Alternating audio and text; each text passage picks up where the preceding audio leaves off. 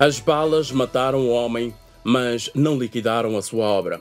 A frase da mítica banda musical guineense Super Mama Jumbo representa um modesto tributo de homenagem ao grande líder africano tragicamente assassinado a 20 de janeiro de 1973. Ou seja, passaram hoje 50 anos desde que Amílcar Lopes Cabral, também conhecido por Abel Jassy, foi assassinado na República da Guiné-Conakry, país vizinho da Guiné-Bissau, na África Ocidental. Em 1945, a oposição portuguesa comemora o fim da Segunda Guerra Mundial e a vitória das democracias sobre o nazifascismo. Por momentos, a ditadura portuguesa parece poder cair. Amílcar Cabral, que chega a Lisboa para cursar agronomia, adere no movimento de unidade democrática da juventude, o MUD juvenil. Desiludido, no entanto, por esta não tomar posição sobre a questão colonial, demite-se e centra a sua energia na Casa de Estudantes do Império. Editou a revista Mensagem e criou, com Mário Pinto de Andrade, o Centro de Estudos Africanos, a primeira organização política anticolonialista dos estudantes africanos em Portugal. Após a morte do seu pai, em 20 de março de 1952, Amílcar Cabral regressa à Guiné-Bissau, contratado pelo Ministério do Ultramar para adjunto dos Serviços Agrícolas e Florestais. Inicia trabalhos na Granja Experimental de Pessubé, em Bissau, percorrendo depois a Guiné-Bissau de ponta a ponta com o objetivo de proceder ao recenseamento agrícola. Conseguiu assim um profundo conhecimento da realidade social do território onde vivia.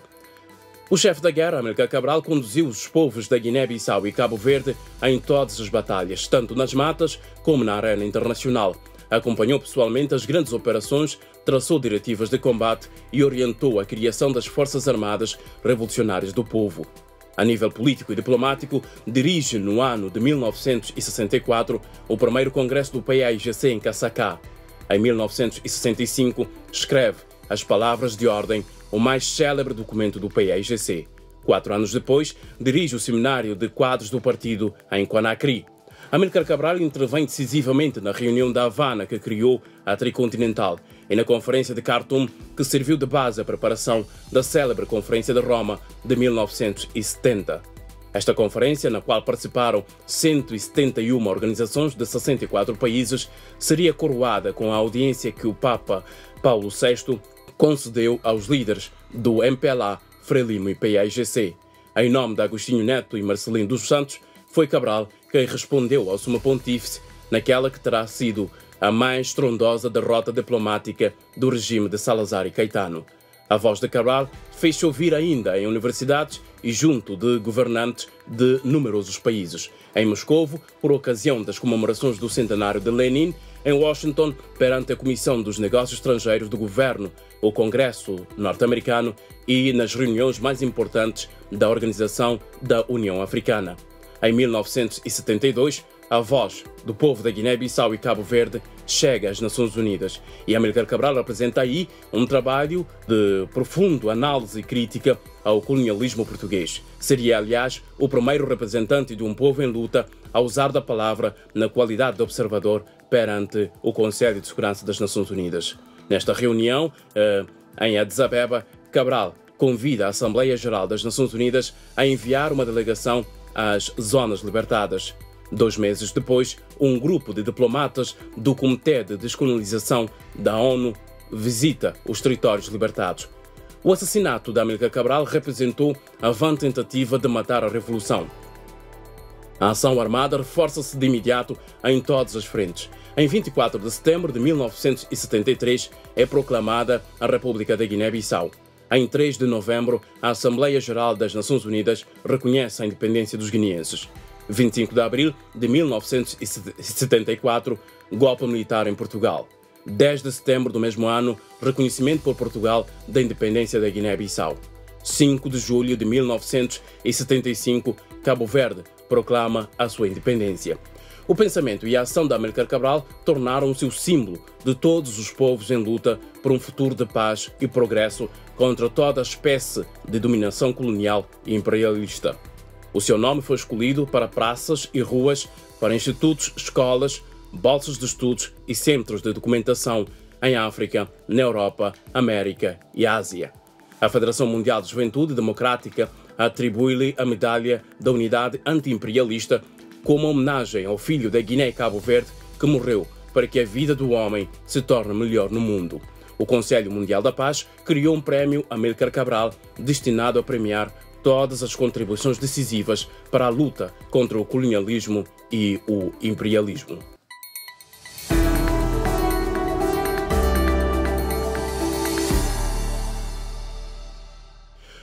Para projetarmos melhor a dimensão histórica do pai fundador das nacionalidades guineense e cabo-verdiana, a DW África, emissora internacional da Alemanha, convidou o ex-presidente da República de Cabo Verde e também presidente da Fundação Amílcar Cabral, comandante Pedro Pires. Temos também neste programa especial o sociólogo guineense Miguel de Barros. A partir de Cabo Verde, convidamos a socióloga Crispina Gomes, também membro da Associação dos Combatentes da Liberdade da Pátria. E fechamos com o Soumaila Jaló, professor e ativista da Guiné-Bissau.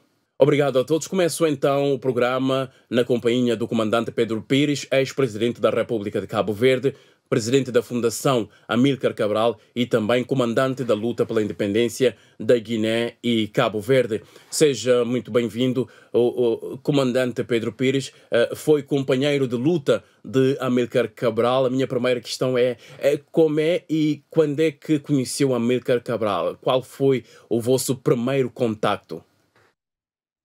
Estávamos em 1961. Amílcar Cabral já tinha transferido a sua residência para Conakry, a fim de se dedicar inteiramente à luta de libertação nacional da Guiné e de Cabo Verde. Eu, em julho de 1961, saí de Portugal com o destino de integrar as fileiras do PAIGC. Antes, pessoalmente não conhecia Amílcar Cabral, mas conheci-o de nome. Eu sabia o que fazia,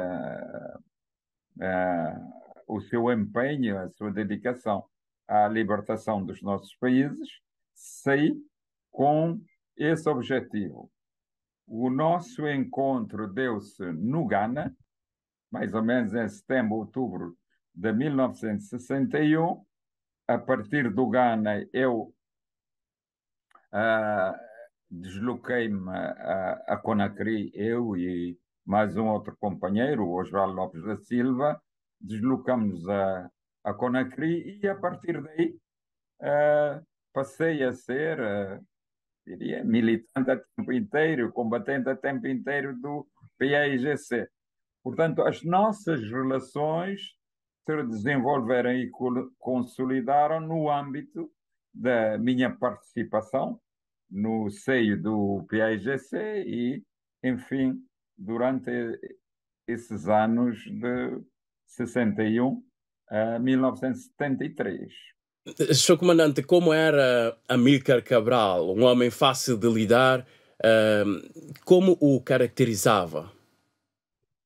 Era uma pessoa atrativa, tinha como é que é? Tinha essa capacidade de comunicação e de persuadir e essa capacidade de interagir com as pessoas.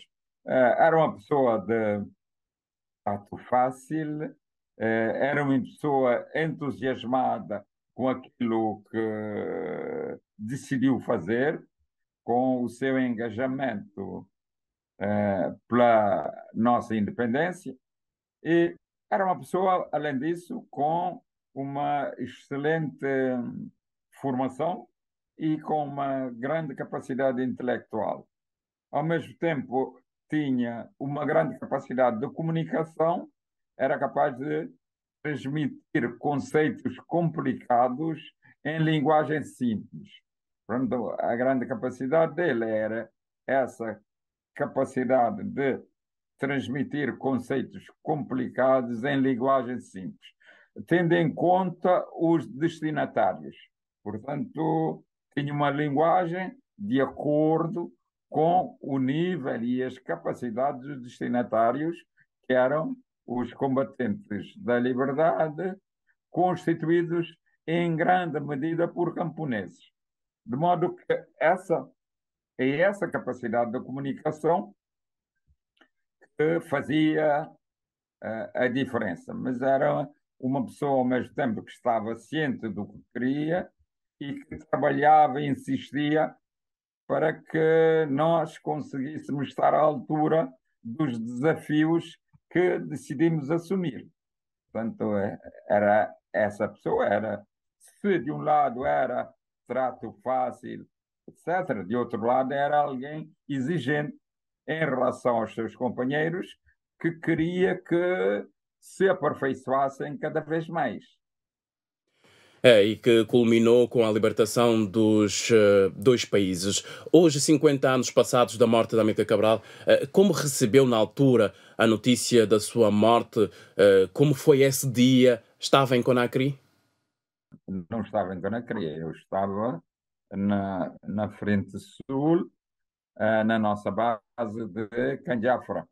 Foi aí que recebi a notícia através de um companheiro nosso que tinha ouvido a notícia parece que na emissora da BBC.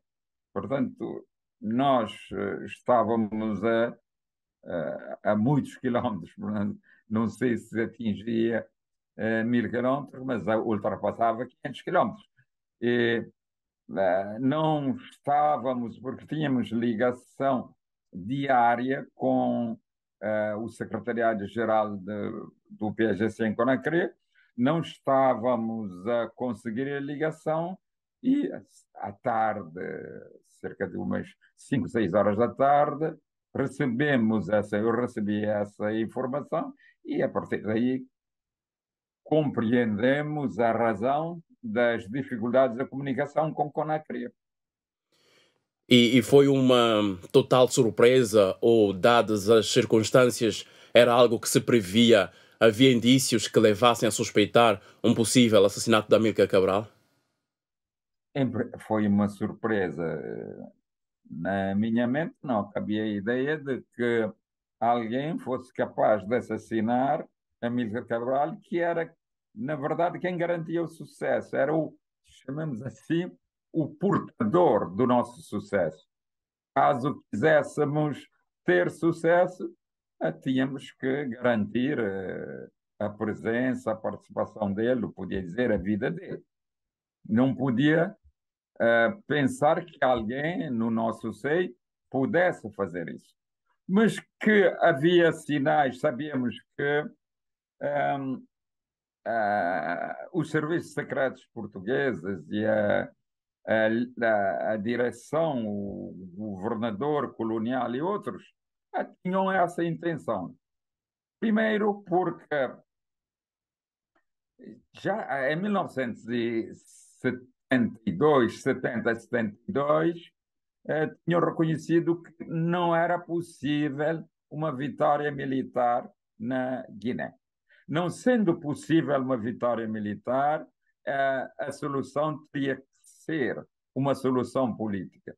Mas o colonialismo português, as estruturas do Estado português não estavam em condições de negociar.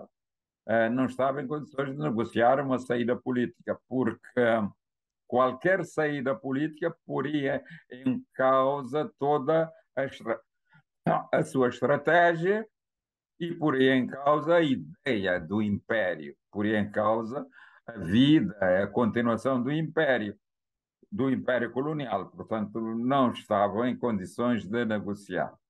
Tentaram, sabendo que não havia solução militar dentro da Guiné, tentaram uma solução militar fora da Guiné, com a invasão de Conakry em novembro de 1970.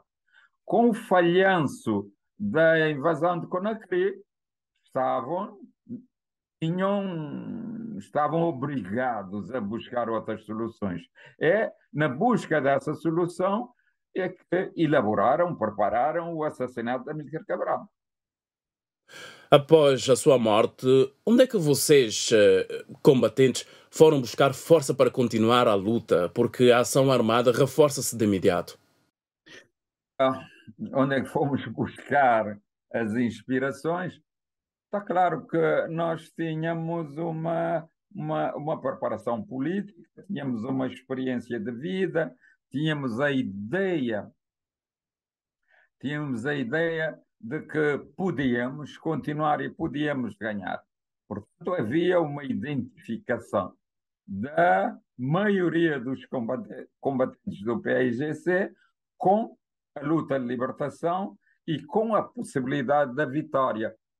Havia essa identificação com a luta, com a vitória, com a independência. Aí é que fomos buscar a inspiração. Tínhamos uma boa preparação política, se podemos dizer assim. Tínhamos essa preparação que nos permitiu vencer.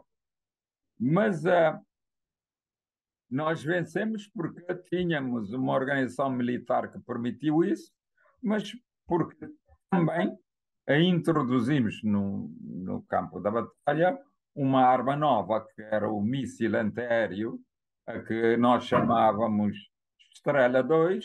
Isso é que nos permitiu eliminar a superioridade aérea das forças colonialistas e derrotá-las. E, Sr. Comandante, há algum feito, momento da Amílcar Cabral, em privado ou em público, que o tenha marcado para sempre? Isso não se esquece, porque não é só a Amílcar Cabral, é uma luta que fizemos sob a liderança da Amílcar Cabral. Não podemos esquecermos disso. Não, isso não é. É impossível, porque é a nossa vida. E nós não conseguimos desligar-nos da nossa vida, do nosso percurso como pessoa, do nosso percurso como combatente da liberdade e do nosso percurso como ser pensante. Penso nisso sempre. Não há como esquecer. Nós convivemos, eu tive muitos encontros com ele, dentro da Guiné, fora da Guiné, de modo que os momentos marcantes. Mas eu, ultimamente, tenho entre mãos uma carta que a Amílcar Cabral me escreveu quando o carro em que circulava caiu numa mina, pisou uma mina e tivemos, creio que 2 mortos e alguns feridos. Ele escreve uma carta que eu penso ler no dia 20, durante a minha intervenção, que me diz mais ou menos o seguinte: foi uma desgraça essa possibilidade que vocês pudessem ter morrido nesse acidente. E dou graças aos deuses e aos irãs que vocês não tivessem tido a desgraça maior. E termina dizendo: penso ver-te proximamente para que a gente pense, ou para que discutamos essa questão da traição daqueles por quem sofremos e morremos, mas que nos traem. Essa questão da traição é um elemento importante a se ter em conta, porque, no fundo, o assassinato de Amílcar Cabral foi uma grande traição, não só a Amílcar Cabral, mas ao povo, assim como à luta, mas também a todos os africanos que aspiram a uma verdadeira libertação da África. E dada a dimensão histórica da Amílcar Cabral, o comandante acha que é hoje suficientemente valorizado na Guiné-Bissau e em Cabo Verde? começaria pelo mundo. Entendo que Cabo Verde, entendo que a figura da Amílcar Cabral hoje, como eu disse há bocado, é, é é uma figura que nos ultrapassa. Ultrapassa a Guiné, ultrapassa Cabo Verde, ultrapassa a África para ganhar uma expressão muito mais ampla, a que eu chamaria, não teria peso nenhum em chamar isso universal, uma expressão universal. Isso deve ser motivo de orgulho para nós. Ter o nosso líder, o líder da nossa luta de libertação, com esse estatuto internacional, é um enorme orgulho para nós. Isso é que todos nós devemos compreender que, com a Amílcar Cabral, com a valorização da Amílcar Cabral, estamos a valorizar-nos nós mesmos. Daí que temos o dever de nos valorizarmos. Isso aqui é importante. O importante não é que os outros nos valorizem. O importante é que nós nos valorizemos. O trabalho que estamos a fazer vai precisamente nesse sentido, de Amílcar Cabral ser apropriado pelos cabo-verdianos. Esse é o trabalho que fazemos em Cabo Verde, apropriado pela sociedade cabo-verdiana e pelas suas instituições académicas e de investigação. É um trabalho que temos estado a fazer. Acredito que já fizemos um bom caminho. Acredito que hoje Amílcar Cabral é muito mais conhecido e valorizado em Cabo Verde. Se coloca a questão do ponto de vista escolar, se me disser, se do ponto de vista escolar, de aprendizagem nas escolas, o que se faz é suficiente, digo que não. Mas o que fazemos nós como fundação tem impacto em tudo isso e vai contribuir para que chegamos a um ponto que consideramos bom, que é o do conhecimento, mas também o do reconhecimento e o dos estudos,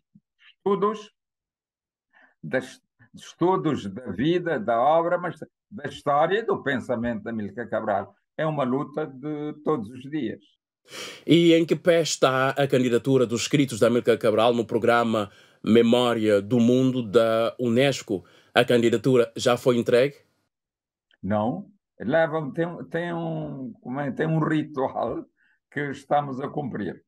O processo está em preparação, está sendo preparado com a colaboração do governo, porque o governo é quem pode ter mais facilmente iniciativa nessa matéria. O governo de Cabo Verde está envolvido nesse processo. A Fundação Amílcar Cabral está a trabalhar para a sua organização. Nós pensamos que antes da comemoração do centenário, certamente essa questão estará resolvida. Muito obrigado, Comandante Pedro Pires. Para falarmos também um pouco da importância da Amílcar Cabral na Guiné-Bissau, temos connosco o sociólogo guineense e investigador Miguel de Barros. Miguel, muito obrigado. E o que diria Amílcar Cabral ao olhar para a Guiné-Bissau de hoje, Miguel? É difícil fazer esse exercício, mas atendendo também aquilo que é meu diálogo Cabral, eu diria que Cabral avançaria imediatamente para refundar uma nova escola piloto. Permitisse, por um lado, a educação da classe política, a educação dos militares, a educação do povo, o engajamento do povo relativamente à assunção do seu destino, mas também essa ideia de reeditar a escola piloto seria, sobretudo, do meu ponto de vista, para trazer a ideia de lutarmos pela nossa terra. Lutarmos com a nossa terra não com as armas no passado, mas agora através dos instrumentos de aprendizagem e que nos leva a ter uma capacidade de produção que nos dê, sobretudo, a soberania econômica. Porque foi exatamente por termos falhado na consolidação da ideia relativamente à soberania econômica que nos levou a toda a alienação e a disputa pelo poder, pela captura do poder, atendendo que as estruturas do Estado são aqueles que assambaram mais os recursos e não conseguem fazer a distribuição. Portanto, acho que se o Cabral estivesse vivo, era através de uma refundação da escola piloto que teria a possibilidade de refundar o Estado da Guiné-Bissau. Há pouco ouvimos aqui Pedro Pires a defender mais atenção dos Estados da Guiné-Bissau e de Cabo Verde na preservação da memória de Amílcar Cabral na sua projeção internacional. Como defines o interesse das instituições do Estado na obra de Amílcar Cabral, particularmente ou na Guiné-Bissau neste momento? Eu acredito que nós podíamos estar um bocado mais à frente. Em Cabo Verde, por exemplo, há uma cátedra, Amílcar Cabral. Na Guiné há uma universidade com o nome de Amílcar Cabral, há um centro de investigação, mas Cabral está ausente dos sistemas de aprendizagens curriculares, né? Quando digo Cabral, não é naquela perspectiva só da mitificação do ser, do líder, mas sobretudo de como é que o pensamento da Amílcar Cabral possa servir de aprendizagem, do conhecimento da história, memória, dos processos de resistência e de libertação, mas também de como é que foi projetado a ideia do Estado que nasceu na luta de libertação. Mas o mais interessante ainda, do meu ponto de vista, seria a possibilidade de aprendizagem teórica relativamente não só à questão da nação nos nossos países, da questão da nação africana, mas também de como é que esse processo permitiu a construção de várias possibilidades de produção intelectual, na música, na literatura, na diplomacia, na organização das estruturas de defesa e segurança, em termos de pensamento econômico, em termos de modelos de organizações sociais. Eu acho que é exatamente aqui que nós pecamos, é exatamente aqui que nós não temos sido capazes de efetivamente colocar Cabral para além das celebrações, para além das estátuas, para além das praças, mas que pudesse efetivamente levar com que o espírito cabralista seja o elemento essencial da transformação das nossas sociedades, da conservação dos valores da liberdade, mas sobretudo para a construção de sociedades mais livres, justas e solidárias. E é nesse campo que hoje eu tenho muitas críticas aos modelos políticos, mas também ao processo educativo que tem sido elemento de apanágio tanto na Guiné e em Cabo Verde, mas também que, à luz de outras sociedades africanas pós-independência, têm falhado nessa construção de um pensamento endógeno que permita também, efetivamente, colocar os nossos países no mundo enquanto elementos de produção de pensamento intelectual, de produção contracolonial e que combate todas as outras formas de injustiça, de racismo, de xenofobia e que permite efetivamente a solidariedade entre os povos. Ou seja, na tua opinião, o pensamento ideológico de Cabral ainda é atual para ser introduzido no sistema de ensino nos nossos países? Por quê? Tudo atual. Porque Cabral é atual, estudadíssimo nos Estados Unidos da América, na Europa, na América do Sul, e não pode ser estudado no seu próprio país. Não pode ser estudado nos países onde ele lutou para a sua independência. Cabral foi um estratega, não só de guerra, mas também diplomático. Cabral teorizou o processo de resistência e de independência, e Cabral teorizou o próprio processo também de construção de uma ordem mundial que não passava efetivamente pela questão, por exemplo, de polarismo entre Estados Unidos da América e Rússia, como agora estamos a ver toda a dinâmica, por exemplo, com a Ucrânia. Revisitar Cabral é uma oportunidade de lutar contra todas as formas, aliás, de opressão e contra todas as formas de segregação. Portanto, levar Cabral e o seu pensamento para o sistema do ensino, aí é que temos possibilidades de fazer novas sínteses culturais, mas também novas sínteses que nos permitam ter, primeiro, a possibilidade de passar para a próxima fase, que é uma espécie de meta-análise de Cabral. O que é isso? Olhar como é que os vários atores dentro do campo acadêmico literário produziram pensamento sobre o pensamento de Cabral, para depois olharmos entre aquilo que Cabral nos deixou e que aquilo que tem sido feito sobre o pensamento e a ação de Cabral possa também nos dar uma outra possibilidade de atualizar as formas de gestão, quer no espaço público, no sistema de governança, mas também de relação entre os homens e os vários territórios que hoje, por exemplo, estão em tensão ou que têm projetos de dominação colonial e imperialista e que a África, inclusive, é vítima desse processo. Outra questão, Miguel, que eu quero aqui colocar-te, qual é a dimensão social e cultural da Amílcar Cabral na Guiné-Bissau? É enorme.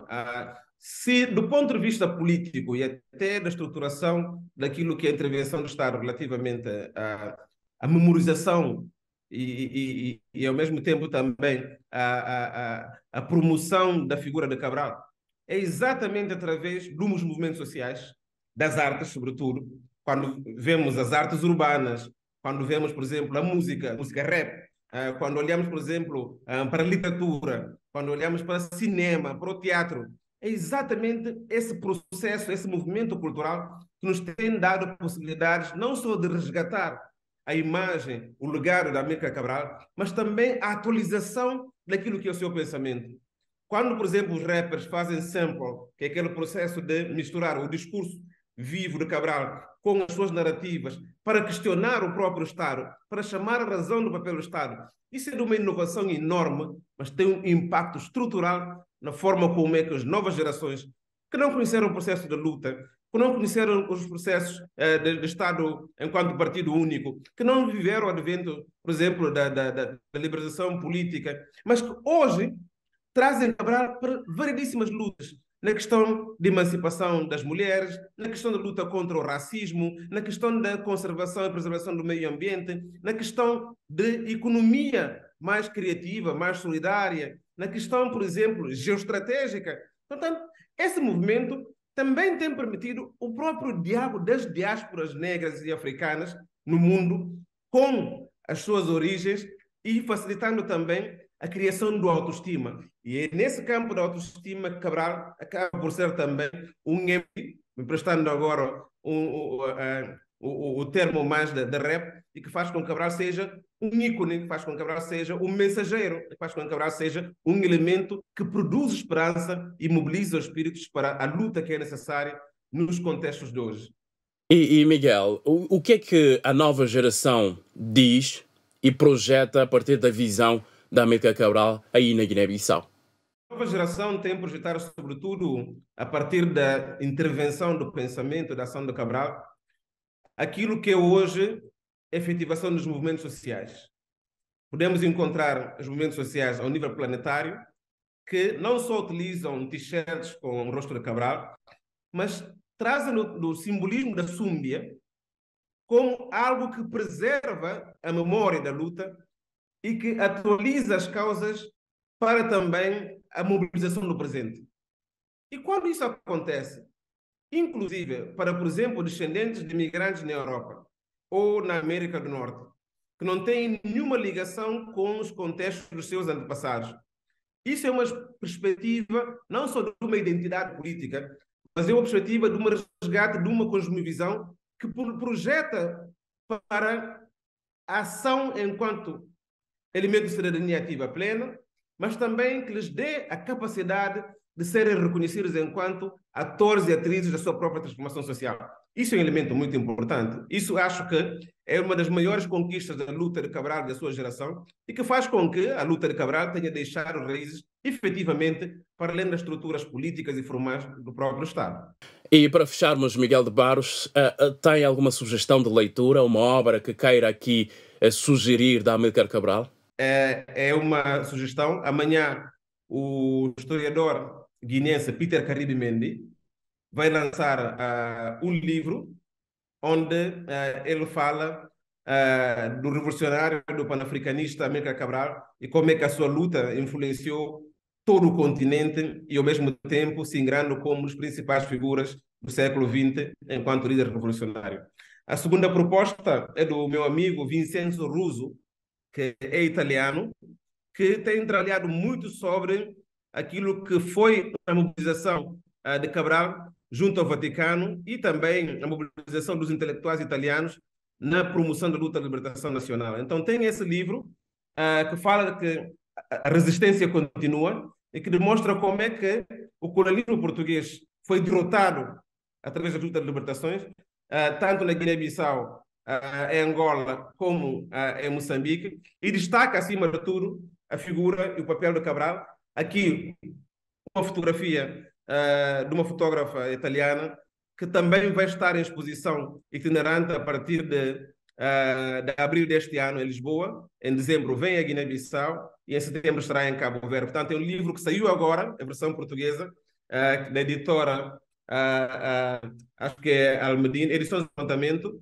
e que recomendo vivamente a leitura porque tem elementos muito curiosos, desde quem intermediou, por exemplo, o contacto com o Vaticano e como é que esse processo levou depois à descredibilização do fascismo português e do regime de Salazar.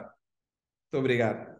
Muito obrigado, Miguel de Barros. Partimos mais uma vez em direção a Cabo Verde. A partir da cidade da Praia, junta-se a nós a socióloga Crispina Gomes. Entre outros temas, Crispina Gomes tem se dedicado ao estudo das questões de género em Cabo Verde e também à obra de Amílcar Cabral. É membro da Associação dos Combatentes da Liberdade da Pátria e também da Fundação Amílcar Cabral. Obrigado pela sua participação, Crispina. A minha primeira questão, Crispina, o que representa também para si Amílcar Lopes Cabral? Eu sou de uma geração que, infelizmente, não conheceu Amílcar Cabral fisicamente, bom, um pouco por causa da idade e por outras circunstâncias, mas eu conheci desde os anos 72, estava eu a estudar em Lisboa, comecei a tomar contacto com a figura, o perfil de Amílcar Cabral, numa altura em que nós, estudantes em Portugal, também queríamos fazer algo para libertar o nosso país. E desde essa época comecei a dedicar-me um pouco ao estudo dessa figura que me fascinou desde o início.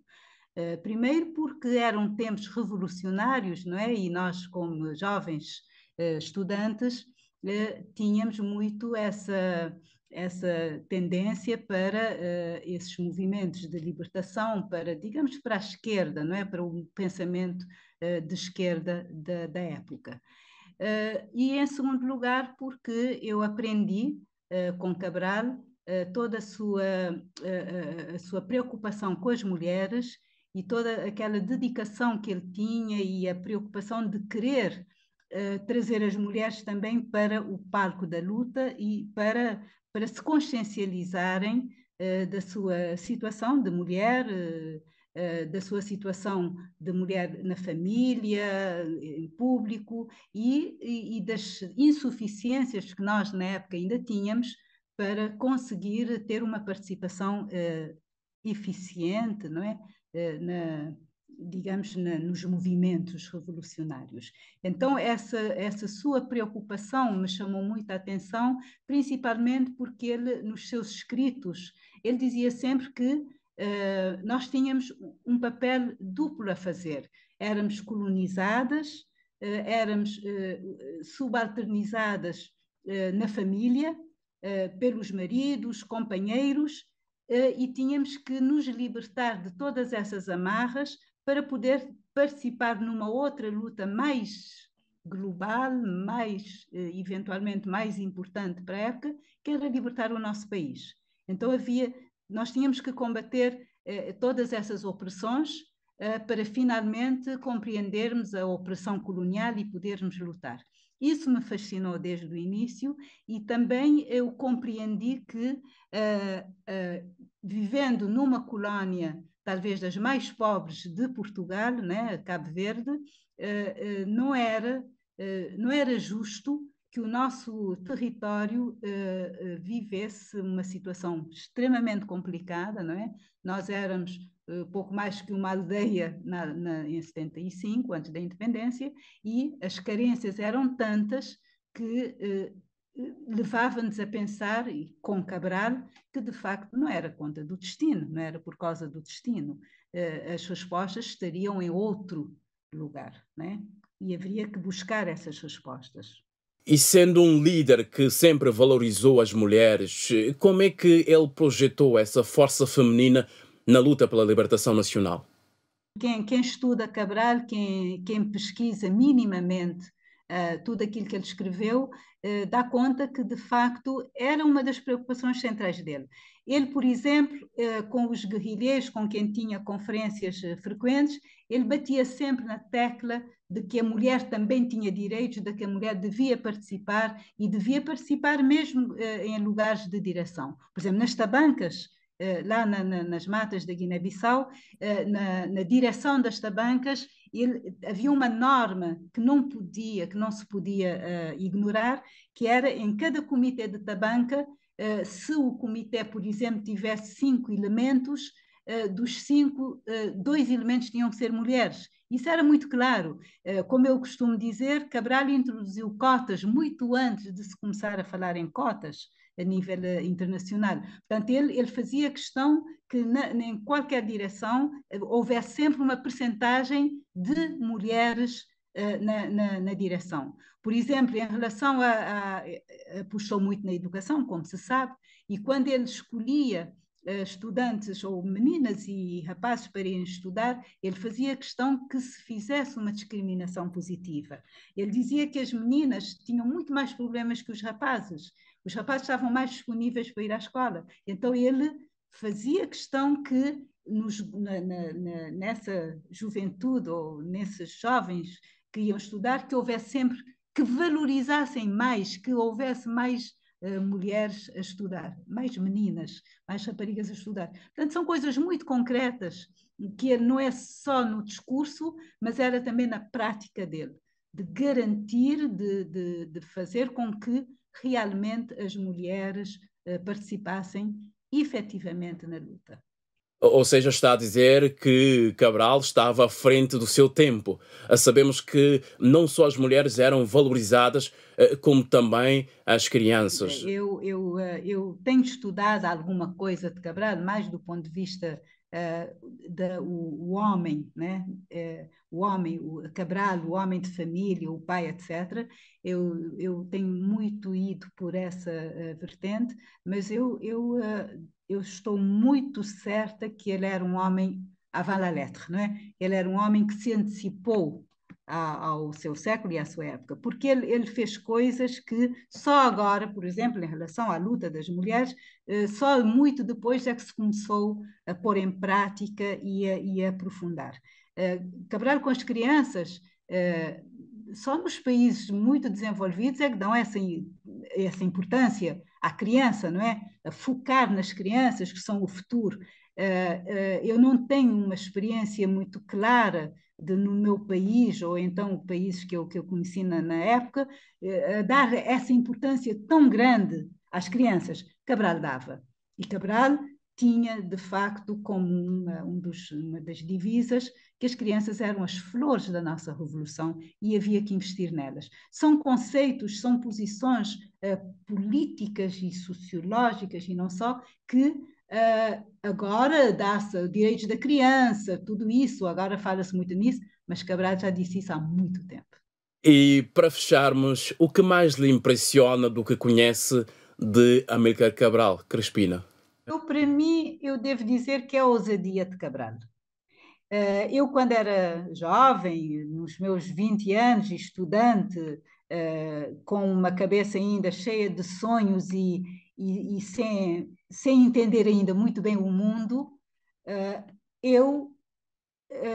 Cabral, quando fala da independência, quando se começou a falar da independência, que eu comecei a tomar contacto com essas palavras de ordem e com esse sonho da independência, eu só podia pensar que era uma ousadia muito grande querer a independência de Cabo Verde. Conhecendo Cabo Verde, ser cabo-verdiana, conhecer aquilo que nós tínhamos em 73, 74, para mim era uma ousadia enorme, incomensurável, Cabral pensar isso. E mais do que pensar, pôr isso em prática. O resto vem depois, mas ter a ideia de libertar Cabo Verde, para mim, estará sempre como um dos principais legados de Cabral, a nossa independência de Cabo Verde. E como tinha dito, para fecharmos este programa especial, temos também conosco o professor e ativista guineense Soumaila Jalloh, a quem começo por perguntar o que acha que defenderia Cabral se fosse jovem na Guiné-Bissau de hoje. O próprio Amílcar Cabral foi um homem de teoria e ação, um homem dentro do seu contexto que procurou responder aos desafios desse contexto. Mas eu não tenho dúvidas de que se o Cabral estivesse vivo hoje, em função dos desafios que o contexto nos impõe, ele assumiria a sua responsabilidade. Porque ele é um homem comprometido com o dia a dia do seu povo, comprometido consigo próprio e com a sociedade e as sociedades de que faz parte. Se Cabral estivesse hoje vivo na Guiné-Bissau, ou em Cabo Verde, ou então em Portugal, assumiria fazer parte dos desafios que o contexto atual impõe, particularmente no caso guineense, mobilizar forças a todos os níveis e todas as forças pertencentes ao país para enfrentar os desafios do progresso nos níveis de que falei aqui agora. Contra o tribalismo e divisionismo que se tem promovido nos últimos anos no nosso país. Ele sempre bateu pela unidade nacional, unir os guineenses na diferença para o objetivo que é comum, independentemente dessas diferenças, o objetivo de construir o progresso da Guiné-Bissau a todos os níveis. Amílcar Cabral estaria comprometido com esse objetivo se estivesse hoje de vida. Soumaila, mas será que os jovens se interessam em estudar Amílcar Cabral? Sim, os jovens se interessam em conhecer Amílcar Cabral. Os jovens querem conhecer Amílcar Cabral, não só na Guiné-Bissau, como nos países africanos e em todo o mundo. Em todo o mundo, podemos ver que o seu legado teórico e a sua luta revolucionária continua a ser estudado nas universidades, assim como em vários países africanos. O caso da Guiné-Bissau é um pouco diferente, paradoxalmente e infelizmente, porque não são os jovens que recusam conhecer Amílcar Cabral. É um sistema político que destruiu o país ao longo de todos estes anos depois da sua independência e que, como das principais consequências, tem o país, Guiné-Bissau, um sistema educativo desmantelado. E o desmantelamento do sistema educativo impede que a história do país seja conhecida a partir das instituições do ensino, tanto básicas como do ensino secundário e superior. E é ali que o Amílcar Cabral não está, infelizmente e paradoxalmente, não está presente. Acho que o sistema político guineense que falhou, na minha opinião, o atual sistema político que detém o poder no país desde os meados de 1980 até hoje, falhou. E esse falhanço tem também a ver, e sobretudo, com o abandono do legado de Cabral. Eu não acredito que esta geração de políticos que de há anos para cá governam o país esteja interessada em conhecer o legado de Cabral. O próprio partido que o Amílcar ajudou a fundar abandonou esse legado ideológico há muito tempo. Não é? E esse abandono tem as suas consequências na forma como o país tem sido governado, em parte por esse mesmo partido, PAIGC, ao longo de todos estes anos. Os outros partidos, se o próprio PAIGC abandona o legado ideológico, o comprometimento do Cabral com o progresso social e o progresso a todos os níveis do país, os outros partidos terão o caminho aberto para fazer o mesmo.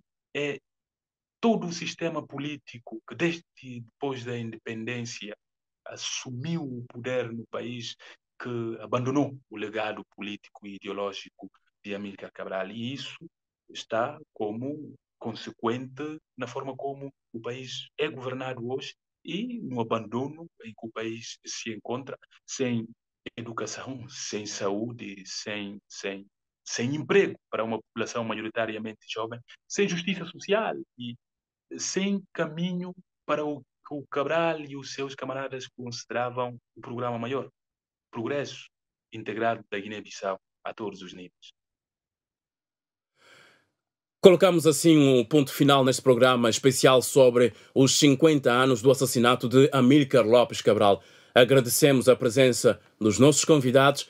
Fechamos com um célebre poema da figura incontornável a quem dedicamos esta emissão especial na sua emissora internacional da Alemanha. Um texto em que jurou a si mesmo entregar-se aos povos da Guiné-Bissau e Cabo Verde. Dizia Amílcar Cabral: jurei a mim mesmo que tenho que dar a minha vida, toda a minha energia, toda a minha coragem, toda a capacidade que eu posso ter como homem até ao dia em que morrer, ao serviço do meu povo na Guiné e Cabo Verde, ao serviço da causa da humanidade, para dar a minha contribuição na medida do possível, para a vida do homem se tornar melhor no mundo. Este é o meu trabalho.